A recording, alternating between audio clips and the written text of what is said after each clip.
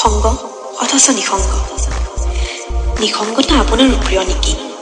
ঠিক মোৰ দৰে এই জনসমুদ্ৰত আপুনিও বৰ অকলশৰীয়া নেকি? সূৰ্যৰ দৰে তেজাল অথচ নিসংগ, জোনৰ দৰে শীতল অথচ নিসংগ। নিসংগ অথচ নিসংগতাই আপোন সংগ। দুখৰ পোচাক পিন্ধি বিষাদ নগৰীয়া কৰি কান্দোন লাখুটিৰ ওপৰত ভৰ দি লাহে লাহে হৃদয়ৰ জখলা বগাই অহা একাশী বছৰীয়া নিসংগতাই আপোনাৰ নিসংগ জীৱনত কেতিয়াবা হাঁহিৰ সুৰাক দিছেনে? যদি নাই দিয়া তেনেহ'লে দোষী নহ'ব, কাৰণ ময়ো আপোনাৰ লগৰী এজন, একেখন নাৱৰী যাত্ৰী।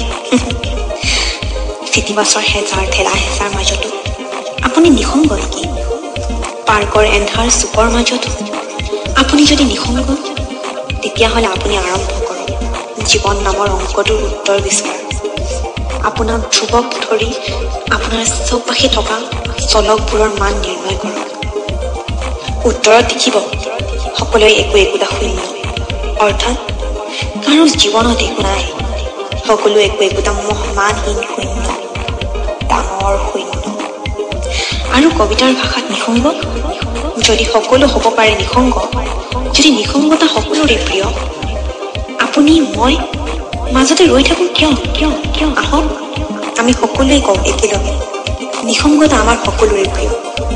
আমি নিসংগ, আমি নিসংগ, আমি নিসংগ, আমি নিসংগ, আমি নিসংগ।